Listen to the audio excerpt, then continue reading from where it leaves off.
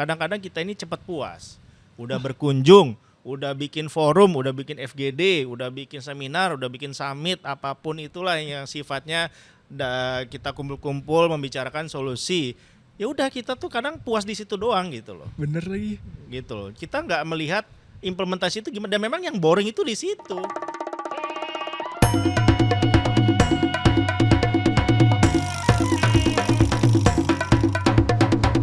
Oke ngobers, balik lagi bersama gua Brodon di podcast kesayangan gue sendiri, podcast Ngops di Kebon.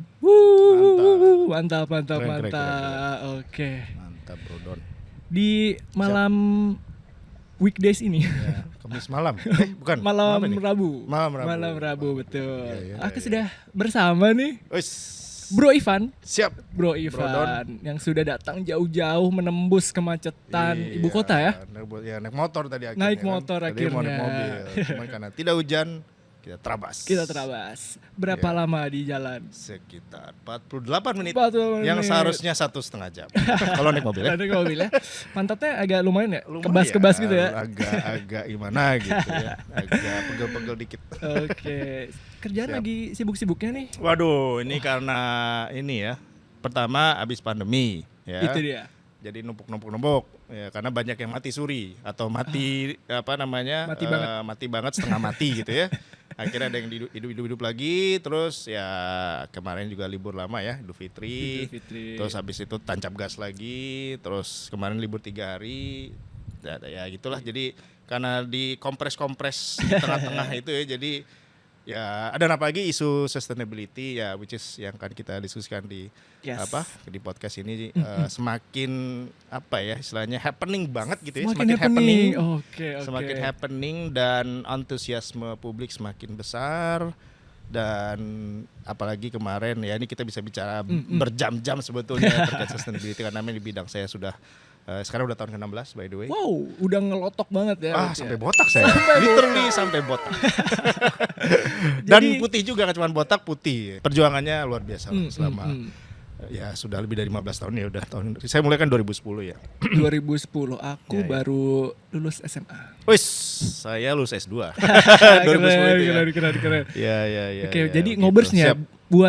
buat ngobers yang nggak tahu nih. Jadi Siap. Bro Ivan ini ada ahlinya bisnis sustainability, bener nggak? Ya.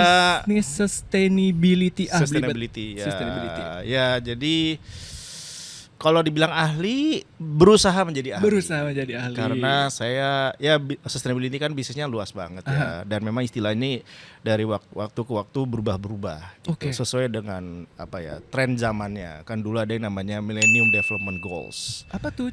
Jadi dulu itu PBB menetapkan target di tahun 2015 itu ada beberapa hal yang harus dicapai untuk sebagai target pembangunan. Terus akhirnya 2015 selesai, akhirnya beralih menjadi SDGs, Sustainable Development Goals. Terus akhirnya sekarang kita menghadapi yang sering dipakai oleh para korporat ada yang namanya ESG, Environment, Social and Governance. Oke. Gitu. Jadi sekarang apalagi kalau yang kita ya sekarang kan ada sekitar 955 perusahaan yang listed di Bursa Efek Indonesia ya.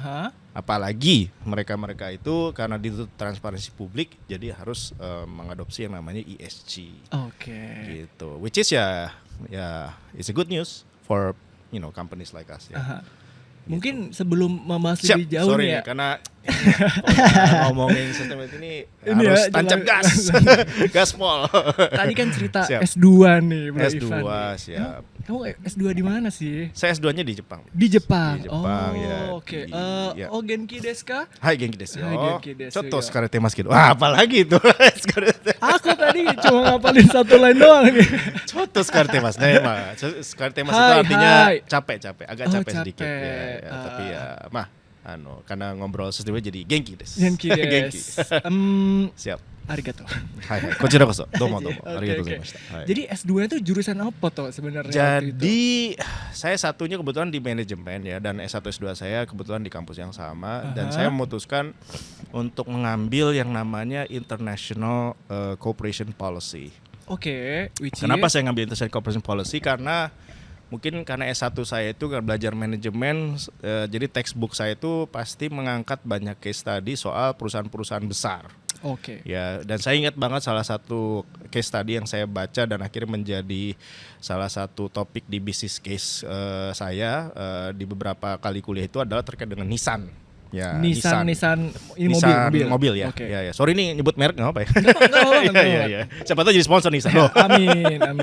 Nanti Iya, ngops iya. di mobil. Siap. Ya, kenapa Nissan? Karena memang fenomenalnya cukup heboh ya, dan semakin heboh juga apalagi gara-gara dulu jadi CEO yang kita sangat kagum-kagumi ya Waduh. yang akhirnya berhasil merestrukturisasi Nissan ya. Pada saat itu ada yang namanya Carlos Ghosn yang dia itu orangnya juga sangat multikultural. Dan ya dia pernah di Brazil, pernah di Lebanon, dan akhirnya sekarang di Lebanon. Teman itu dia ya akhirnya terjadi pro dan kontra terkait dengan pendekatan dia di perusahaan, karena dia dibilang sering cost cutting gitu ya. Oke. Akhirnya dia ada yang tidak suka lah basically di perusahaan, dan akhirnya dia sekarang lagi exile di Lebanon kira-kira gitu. Nah terus karena saya jenuh ya ngeliat tentang korporat gitu ya, jadi kayaknya pengen mendalami bidang yang baru di luar korporat, dan akhirnya saya memilih International Cooperation Policy karena itu membuat saya akhirnya mendalami yang namanya international organization atau organisasi internasional ya, kayak bangsa-bangsa PBB, ADB, World Bank gitu-gitu ya. Jadi saya belajar dua dunia yang berbeda ya. Yang satunya berat di korporat, yang satu berat di bidang non korporat. Jadi saya bisa paham ternyata eksistensi keduanya seperti itu, dan ternyata hubungan antara keduanya jadi saya lebih memahami lah gitu. Jadi memang akhirnya memang di tengah perjalanan ya belajar tentang pembangunan, development istilahnya. Jadi ada yang namanya ilmu development ya. Ilmu developmentnya basically ya kita belajar tentang pembangunan gitu loh. Pembangunan secara fisik, secara non fisik. Bagaimana penganggarannya, pertanggungjawabannya, keberlanjutannya. Jadi itu yang kita pelajari. Yang mana ujung-ujungnya ya idealnya sih lulusan-lulusan dari sana itu banyak yang kerja di lembaga internasional ya. Oke. Kayak ya seperti saya sebutkan tadi, atau ada yang namanya Oxfam, ada yang namanya WWF ya. WWF bukan yang gulat ya. Ya dulu Bukan namanya ya? WWF tapi sekarang jadi WWE. Dan by the way kemarin ada bersamanya. By the way saya jadi ya WWE kebetulan salah satu yang saya sukai juga. Oh iya. Ya. Aku cuma tahu John Cena doang. Oh John Cena dan John ternyata Cena dan yang- final dan itu menjadi WrestleMania final John Cena. Iya, dia pensiun kan Dan dia ya. menjadi heel. Lo kok jadi gue bahas WrestleMania ini. Ya Oke. jadi memang kepikiran pada saat itu aku mau ya kerja di PBB di Islamic Development gitu-gitu. Cuman ternyata ya banyak faktor lah, beberapa faktor yang menyebabkan saya nggak bisa saya memutuskan, dan juga mungkin kesempatannya tidak terbuka pada saat itu. Ya utamanya gara-gara memang butuh yang namanya experience ya. Jadi minimal harus butuh 1 tahun, 2 tahun, 3 tahun sehingga bisa bergabung ke lembaga-lembaga yang seperti itu gitu. Dan ternyata ya itulah yang membuka jalan saya untuk pada akhirnya ya terjun di dunia bisnis, dan ini pilihan hidup yang saya ambil, dan itulah yang masih terus dijalankan hingga di tahun ke-16 Konsisten ini. ya. Mentas dari 2010 kan S2 berarti langsung Ya, pulang ke ya, Indo, betul. kemudian langsung membangun si Awina bisnis ini ya. sustainability. Betul, jadi sustainability betul ya. Jadi ya dari yang mahasiswa yang selama ya pada saat itu hanya berdasarkan textbook gitu ya, belajar hanya di buku-buku dan lain sebagainya, teori segala macam, ya betul-betul ya terjeblos ke dunia belantara bisnis di Indonesia sejak 2010 sampai sekarang ya. Pulang dari Jepang kan kenapa kepikirannya tuh bisnis sustainability? Ya, Gak buka kontrakan atau apa gitu misal. well, we tried, but personally gitu ya. Cuman somehow we can explain about that in another story, in another time maybe. Tapi kenapa sustainability? Karena mungkin ini dorongan awalnya muncul ketika saya pertama kali mendarat di Jepang ya. Pada saat itu yang buat saya terkesima ketika saya keluar dari bandara Fukuoka ya. Jadi saya kan Fukuoka, turunnya di oke. Fukuoka pada saat itu ya. Ketika saya Sorry, keluar. potong dikit. Emang Siap. kampusnya di Fukuoka juga? Jadi kampus saya itu, jadi gini, Jepang itu kan kota paling besar namanya Tokyo, Betul. kedua Osaka, ketiga itu Fukuoka. Dan Fukuoka itu ada di sebuah pulau namanya Pulau Kyushu. Dan kebetulan tempat saya belajar itu sekitar 2 jam naik bus ke arah timur dari Fukuoka. Oke. Gitu. Jadi di sebuah kota namanya Beppu City, Oita Prefecture gitu. Jadi Prefecture Ya. tuh kayak kabupaten gitu ya? ya antara kabupaten dengan provinsi lah ya. Oh, Ya dan intermezzo sedikit. Jadi Fukuoka ini memang punya bandara internasional ya.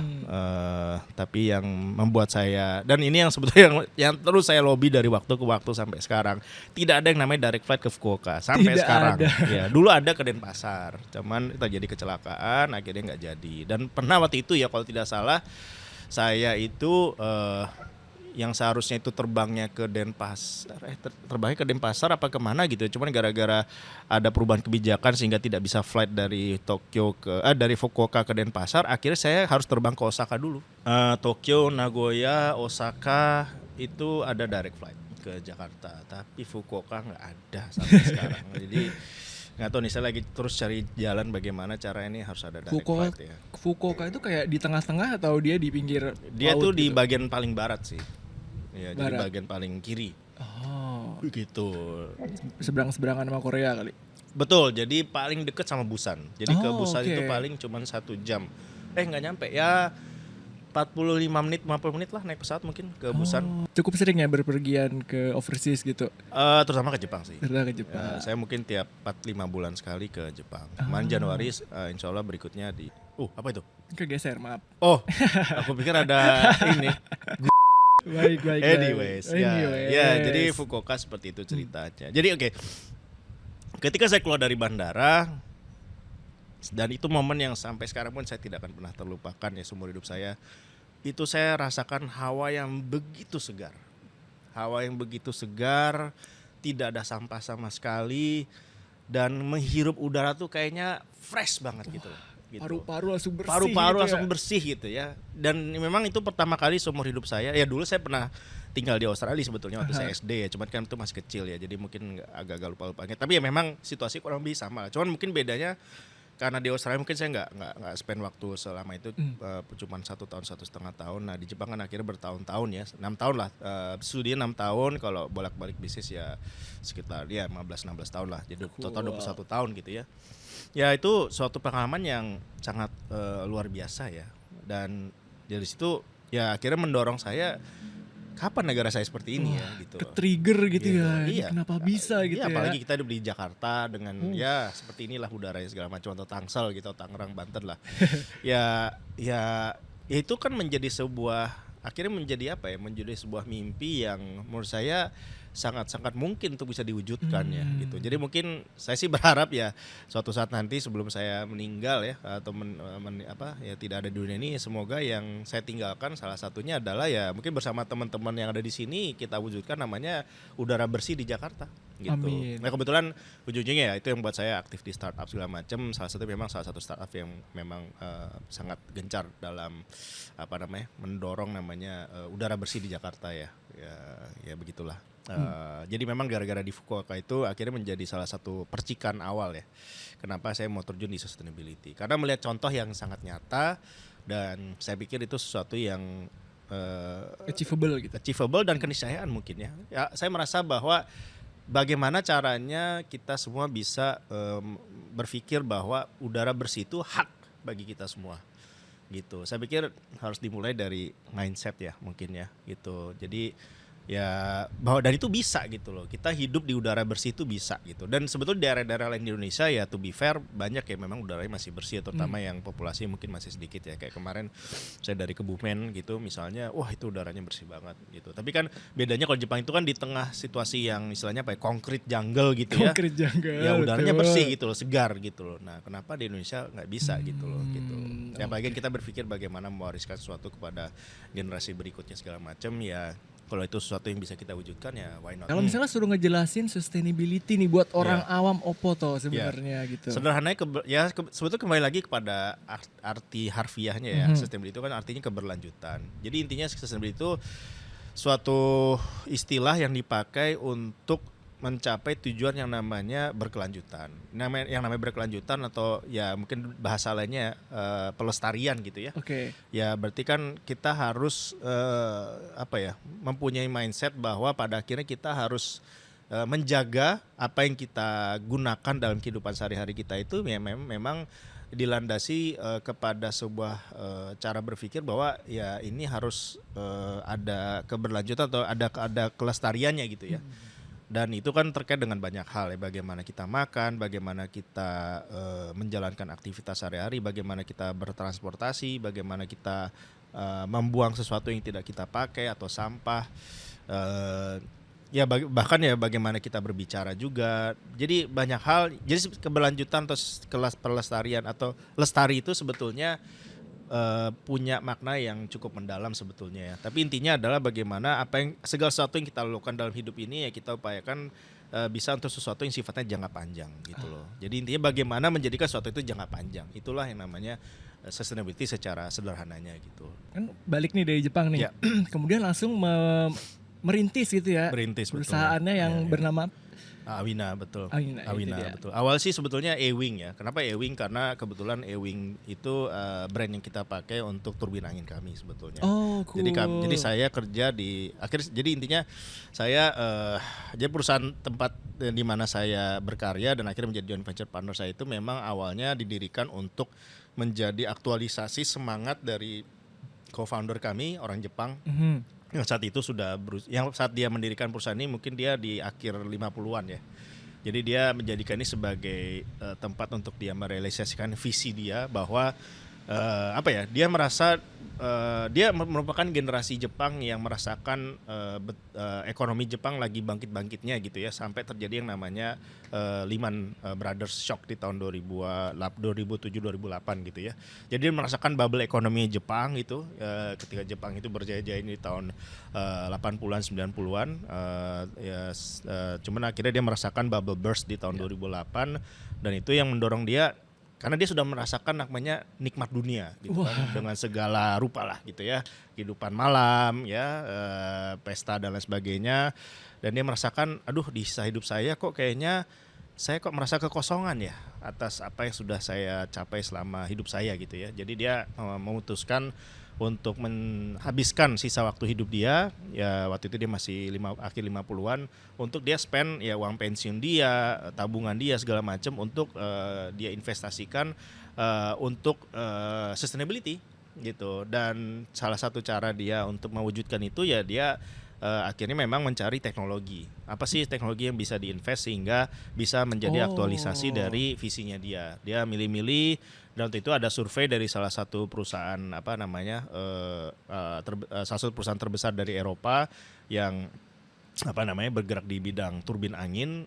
Di situ dijelaskan bahwa kebutuhan turbin angin ke depan itu bisa sampai jutaan unit ke depannya gitu. Nah, dia akhirnya memutuskan untuk invest di turbin angin gitu, yang skala kecil tapi ya, karena kalau skala besar investasi besar banget gitu. Itu juga alasan besaran investasi itu dia juga yang akhirnya membuat dia memilih ke turbin angin, karena kalau tenaga surya juga kegedean gitu. Jadi ya oke lah, duit gua nggak banyak nih, gua mesti spending kemana, yaudah akhirnya dia memilih turbin angin. Turbin angin aja deh. Turbin angin asal dan saya tertarik dengan turbin angin itu karena karena bentuknya juga sangat istilahnya sangat kelihatan jelas gitu ya, visualnya sangat menonjol, dan memang teknologinya juga pada saat itu dan hingga sampai sekarang ini pun kita memposisikan diri sebagai salah satu turbin angin dengan efisiensi yang paling baik lah di dunia gitu ya. Di kepala aku tuh turbin anginnya tuh yang gede banget yang bisa angin. Oh ya. Yang kayak gitu berarti. Kita yang kecil. Yang kita yang mikro namanya, micro wind turbine. Gitu. Jadi kita cuma 1 kilowatt lah satu turbinnya. 1 kilowatt itu ya basically ya intinya buat rumahan lah kira-kira gitu. Dia jadi, bisa diinstal di manapun asal ada angin. Asal ada anginnya, betul. Ya idealnya sih ya a bit technical explanation ya, kalau di atas rata-rata anginnya 4 meter per second itu sudah keekonomiannya bisa tercapai lah kira-kira begitu.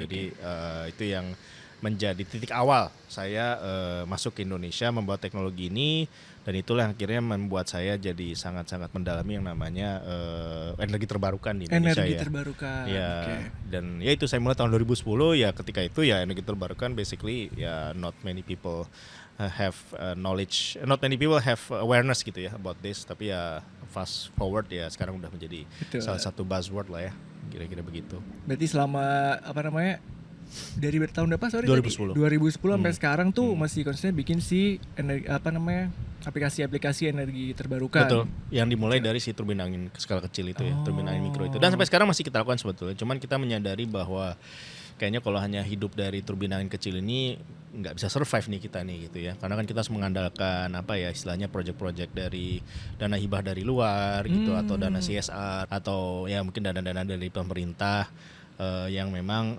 mereka ingin mempromosikan terkait penggunaan energi terbarukan misalnya. Cuman kan itu kan bukan menjadi sebuah pembelian rutin gitu ya.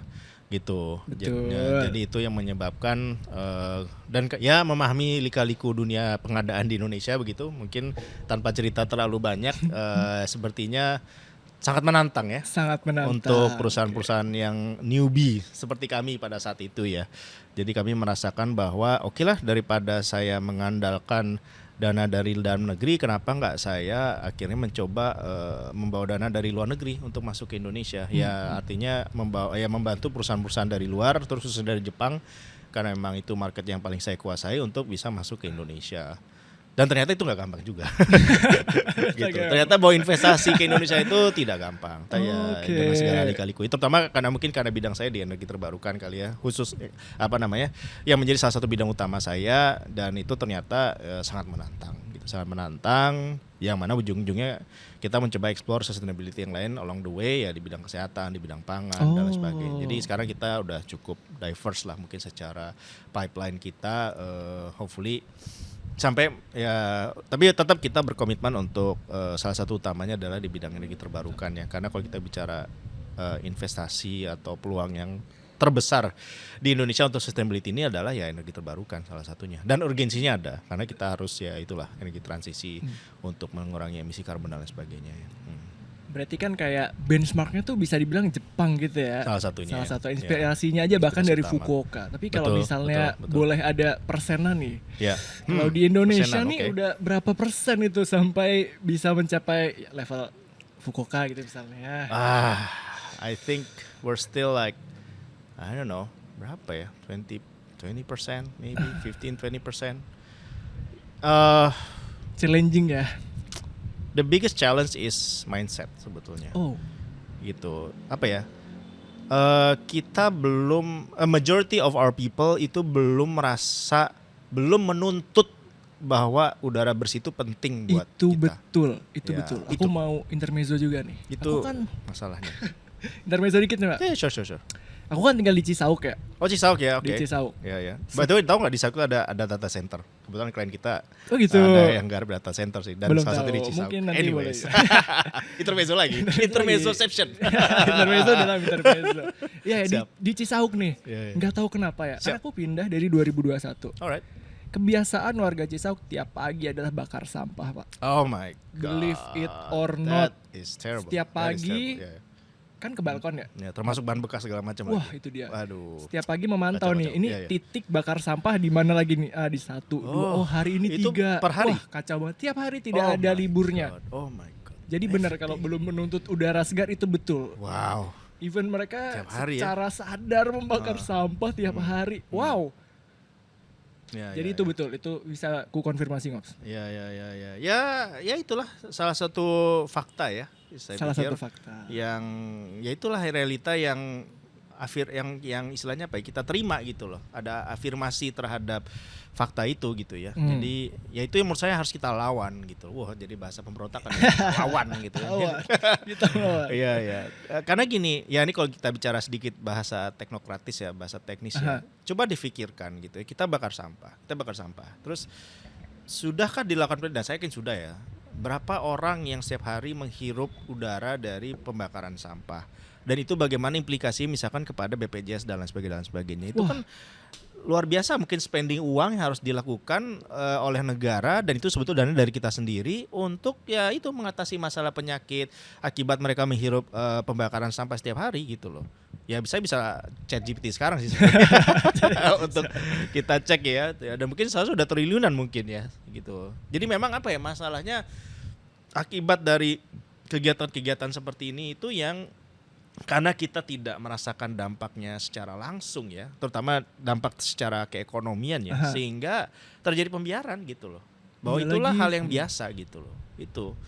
Dan ya itulah yang menyebabkan ya itu perlunya terjadi perubahan cara berpikir gitu loh. Gitu. Cara berpikir biar mereka lebih aware lagi. Iya, bahwa itu ya tapi gini, saya tidak bisa menyalahkan sepenuhnya juga ya, karena bisa jadi memang awareness-nya kurang dan juga bisa dibilang karena alternatifnya kurang juga.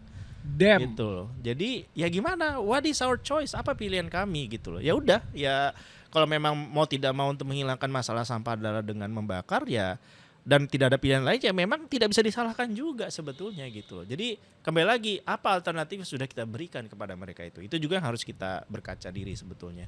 Jangan sampai kita protes-protes maunya begini begitu, pengen udara bersih segala macam, but we don't spend enough money, apalagi kita bicara soal penerimaan pajak kita yang belum maksimal segala macam, ya itu juga yang membuat kita harus berkaca diri juga gitu loh. Kita menuntut sesuatu tapi kita sudah memberikan sumbangsih yang seharusnya atau tidak sih gitu loh. Apalagi kita mempercayakan terkait dengan hal tersebut kepada sektor publik atau pemerintah gitu loh. Pemerintah tolong dong beresin masalah ini itu segala macam, tapi kita sendiri udah menaati terkait dengan disiplin bagaimana kita berkontribusi kepada negara atau tidak segala macam, itu juga harus berkaca diri juga sih gitu. Jadi kita jangan bersebelah juga bos gitu loh. Wah, gitu. Itu dia. Dan itu mungkin berimplikasi kepada apa yang menjadi salah satu masalah terbesar, dan itu juga yang sedang kami geluti saat ini dan sudah kami lakukan beberapa hal sejak bertahun-tahun sebelumnya, yaitu terkait dengan pengolahan sampah. Dan itu exactly topik yang hal yang tadi Mas Brondon sebutkan tadi ya, terkait dengan pengalaman terkait dengan sampah gitu. Ya itu dia. Misalnya kan kita kita pengen dong sampah kita terolah bisa terbakar, bisa ada insenerator, bisa hilang gitu ya dengan tanpa emisi segala macam.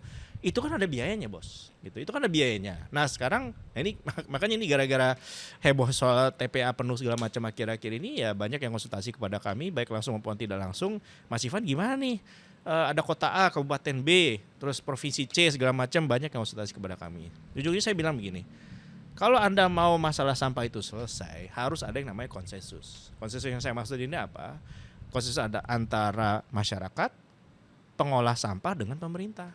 Kita harus sepakati. Kalau misalkan Anda mau sampah itu terselesaikan dengan cara seperti ini, Anda mau bayar berapa? Wah, gitu loh. Mau bayar berapa? Iya. Dan itu ada hitung-hitung, ini we're talking about numbers gitu. Gitu. Kalau memang tidak cukup, apakah bisa dicukupi misalkan dari dana dari luar atau subsidi dari pemerintah pusat segala macam, itu sesuatu yang sebetulnya bisa diupayakan. Tapi intinya the devil is in the detail gitu loh. If we want to solve sampah ya, problem sampah dengan suatu metodologi tertentu, apakah kita sudah sanggup untuk membayar terkait dengan itu sehingga bisa diwujudkan gitu loh. Gitu. Jadi harus balance gitu loh. Nah, itu yang kadang-kadang debat seperti itu yang kurang di dalam di negara ini gitu loh. Termasuk untuk udara bersih. Soalnya saya sih berharap ya pemerintah itu transparan saja. Oke, rakyat Indonesia, kalau misalkan Anda semua ingin udaranya bersih, Anda harus bayar sekian. Gitu. Nanti uangnya akan masuk ke dalam dana pembersihan udara Indonesia, dan kita targetkan dalam waktu 5 tahun udara akan bersih seperti ini. Dan itu dikelola secara terbuka dan transparan. Demikian juga dana penghilangan atau dana penyelesaian sampah Indonesia. Jadi kenapa nggak kita inisiatif yang kayak gitu-gitu gitu loh, gitu, ya kan? Melihat karakter orang Indonesia. Ya, optimis dong Ci. Oh, optimis. Gimana ya? Iya. Tapi soalnya tuh ya, kalau balik lagi ke sampah ya, sure. Kayak udah kayak ya udah beberapa tahun ke belakang tuh kan kayak sering ya studi ke let's say ke Jerman atau ke of course, ke Jepang juga termasuk ya. Kebetulan saya ngantor-ngantor di Jepang juga soalnya sebagian. Saya tour guide-nya. Pengelolaan sampah gitu kan. Kalau dari POV-ku yang rakyat biasa sure. ini kan pemerintah sebenarnya sudah studi banding tahu itu. Sebenarnya tinggal diaplikasikan aja nggak sih kayak, tapi ternyata ujung-ujungnya tadi yang Bro Ivan bilang itu tadi, ternyata emang butuh duit ya. Gini loh, masalahnya ini loh, the devil again, sorry to say ya, again, the devil is in the detail gitu loh. Kadang-kadang kita ini cepat puas, udah berkunjung, udah bikin forum, udah bikin FGD, udah bikin seminar, udah bikin summit, apapun itulah yang sifatnya kita kumpul-kumpul membicarakan solusi. Ya udah, kita tuh kadang puas di situ doang gitu loh. Bener lagi. Gitu loh. Kita nggak melihat implementasi itu gimana. Dan memang yang boring itu di situ. Gitu loh. Artinya ya kita ngumpulin dana, investasi, dan mungkin ya sekarang ada namanya blended finance gitu ya. Jadi mencampur antara dana komersil dengan dana non komersil supaya cost of fund-nya atau biayanya murah gitu kan. Apalagi ini sangat diperlukan untuk menyelesaikan masalah-masalah yang terkait dengan hajat hidup orang banyak misalnya gitu. Ya kadang itu kita kehabisan napas di tengah jalan, Bos. Gitu loh. Untuk membahas betul-betul sampai detail ini masalah sampai tuntas itu nitty-gritty detail numbers ini gimana gitu loh. Kita tuh nggak punya istilahnya masih kurang konsistensi untuk pada akhirnya sampai ke titik di mana ini jalan dan masalah terselesaikan gitu loh. Jadi kita tuh yaitu ada ya cepat puas gitu loh. Itu yang menurut saya mental yang harus dirubah juga gitu loh, bahwa kita tuh jangan cepat puas gitu loh. Jadi jangan dengar podcast kita ini wah dapat pencerahan untuk menyelesaikan masalah sampah puas ya, jangan. Nanti kita harus ngobrolin lagi terkait dengan pelaksanaannya itu sendiri dan apa yang masih menjadi bottleneck di pelaksanaannya itu sendiri. Itu harus kita bahas sampai detail gitu. Nah, ya inilah karakter Indonesia yang menurut saya ya harus dirubah gitu loh, gitu. Kalau enggak ya oke, udara satu hal yang juga akhirnya membuat sangat-sangat sangat-sangat mendalam bagi saya adalah air sebetulnya gitu. Wah. Jadi kadang-kadang ya mungkin teman-teman yang pernah belajar luar negeri atau sering travel ke luar negeri pasti sering kali melihat yang namanya air bersih gitu ya. Jadi kadang ya pagi mungkin orang-orang yang ya kalau di Indonesia mungkin ya di daerah gitu ya. Karena di daerah Indonesia masih banyak air yang masih bersih juga sebetulnya ya. Ya kadang-kadang tapi ini kita kembali bicara pada konteks urban gitu ya. Yaitu ya kadang-kadang belajar di negara maju kita tinggal di sana kita melihat air bersih itu ya kayak taken for granted gitu loh, kayak yaudah ya kita terima memang itu normalnya, ternyata kalau kembali ke Indonesia ternyata menjadi sesuatu yang tidak normal gitu. Dan sangat sangat merasa terganggu gitu melihat namanya air kotor gitu ya gitu. Dan memang itu mungkin momok, jadi selain udara ya air inilah menjadi momok besar bagi kita. Jadi gini loh, kita jangan bilang kita ini negara maju atau punya peradaban maju kalau ngurusin udara dan air aja belum beres. Gitu sih. Itu menurut saya. Sebuah quote. Ya gitu benar. Itu menurut saya gitu loh. Kita ya jadi kita bisa dianggap keluar dari middle income trap gitu kalau dipakai istilah para ekonom kalau kita bisa menyelesaikan masalah udara dan masalah air. Gitu. Jadi jangan berani-berani kita bilang kita keluar dari middle income trap kalau masalah air dan udara aja belum kita beresin.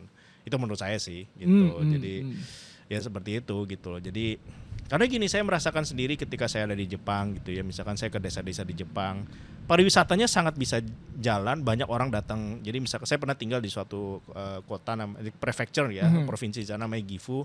Dan saya ya akhirnya gara-gara saya ke Gifu, which is itu sekitar 2 jam 3 jam dari Tokyo mungkin ke arah barat. Di utaranya Nagoya, Gifu itu, dan ada satu desa namanya Gojo Hachiman. Nah di Gojo Hachiman itu airnya bersih banget.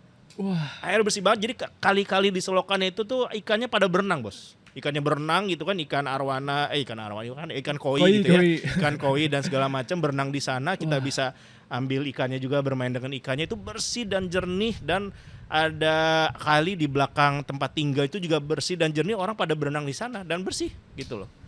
Jadi dan itu akhirnya menjadi magnet pariwisata gitu loh. Jadi sebetulnya gini loh, ini yang saya harap ini juga mungkin didengar oleh teman-teman yang bergerak di bidang pariwisata ya, atau bahkan teman-teman di Kementerian Pariwisata.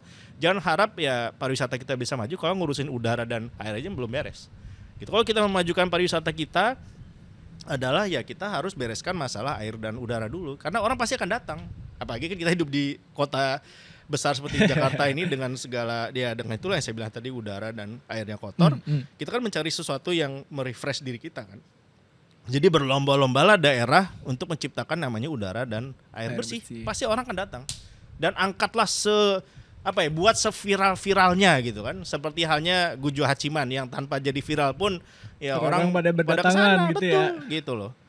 Gitu. Air dan udara. Terdengar simpel loh sebenarnya. Namun untuk merealisasikannya kayak udah, apalagi kalau di kota ya ngomonginnya kayak gimana, bingung juga sih ya. Ya, makanya dulu kan ada yang namanya Kalpataru, Adipura gitu ya. Emang udah gone emang? Kalpataru kayaknya udah gone ya, Adipura juga. Saya lupa ya. Mungkin ada ya, saya kurang kota update terbersih ya. gitu-gitu kan. Ya, kenapa enggak kita berlomba-lomba air terbersih, udara terbersih gitu loh.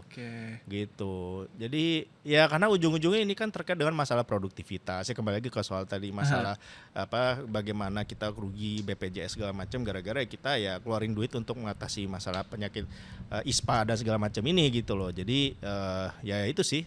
Ya di situ juga kadang-kadang membuat saya jadi memahami ya misalkan terkait dengan masalah ya ini agak nyerempet keluar topik sedikit ya, masalah makanan bergizi gratis misalkan ya ini kan ujung-ujungnya ya terlepas dari praktiknya seperti apa ya, yang harapan saya karena memang prioritas negara sudah ke arah sana ya hopefully bisa terjalani dengan baik gitu ya.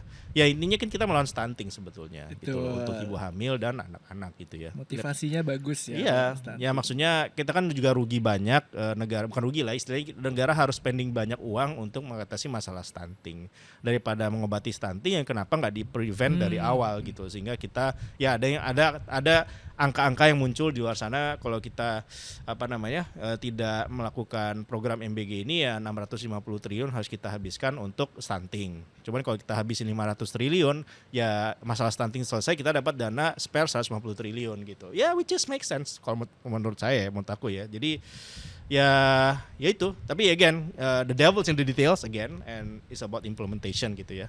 Hopefully ya it will be implemented as smoothly as how it should be, and the benefit of that program can be achieved. That's our hope sebetulnya ya, gitu sih.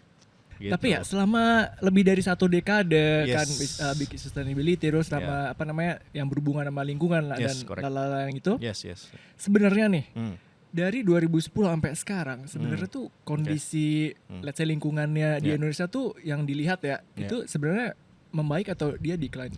Okay, well again, maybe if we're talking about the numbers, I need to do some further research. Tapi gini, what makes me happy after more than 1 decade gitu ya, now in our 16th year doing this, the awareness is getting more significant. Betul, gitu ya. Trennya naik terus. Trennya naik terus ya, istilahnya isu-isu terkait dengan lingkungan segala macam itu menjadi lebih viral, menjadi viral dari waktu ke waktu. Ya termasuk ya banyak lah ya, kayak misalkan Pandawara misalnya udah sampai dipanggil presiden segala macam gitu ya. Ya berterima kasihlah kepada mereka-mereka ini yang akhirnya membuat ini menjadi viral gitu ya. Tapi memang yang menjadi pertanyaan adalah viral terkait dengan yang viral itu, apakah betul-betul kita sudah berhasil menyelesaikan masalah secara sistematis atau hanya secara temporer, kan begitu. Itu yang jadi pertanyaan gitu. Karena itu dia again mentality dari bangsa kita ini yang masih cukup dominan adalah cepat puas gitu loh. Jadi itu yang harus kita evaluasi kembali gitu loh. Apakah dengan viral-viral yang sudah muncul terkait lingkungan ini di lapangannya ya memang betul-betul sudah ada perencanaan secara sistematis dan terukur untuk penyelesaian masalah sampah misalnya gitu. Karena ya ginilah, maksudnya kan ada undang-undang sampah sebetulnya sudah ada sejak tahun 2008 gitu ya, dan di situ jelas menyatakan bahwa tidak boleh namanya open dumping, dan itu di undang-undang itu berlaku 5 tahun sejak itu diundangkan, which is itu 2013. Tapi faktanya 2013 sampai sekarang ya open dumping masih di mana-mana ya, sampai akhirnya kemarin Pak Menteri Lingkungan kita Pak Hanif ya bilang harus menyetop namanya open dumping, tidak boleh buang sampah lagi ke TPA segala macam. Tapi ya itu yang namanya penyakit ya lebih efektif prevention daripada kita mengobati. Nah sekarang kita sebetulnya udah masuk fase mengobati. Nah artinya kita akhirnya ujungnya harus spending lebih banyak uang untuk menyelesaikan permasalahan. Dan sebetulnya itu juga yang akan terjadi kalau misalnya kita tidak menyelesaikan masalah udara dan air kita. Ujungnya kita harus spending lebih banyak uang untuk menyelesaikan permasalahan itu. Karena udah terlanjur kan. Udah terlanjur. Tapi ini aku baru dengar yang ternyata open dumping dari tahun 2013. Ya. Dan undang-undang ya dari 2000-an, dan itu harusnya dijalankan sejak 2013 gitu. Wah. See? Selama 10 tahun lebih 12 tahun masih wah, Bantar Gebang penuh kan kemarin kalau undang-undang bos, itu undang-undang sampah. Artinya ya kalau tidak dilaksanakan sudah law enforcement, tapi ya faktanya ya begitu. Faktanya gitu. Kemana masyarakat Indonesia ini gitu loh.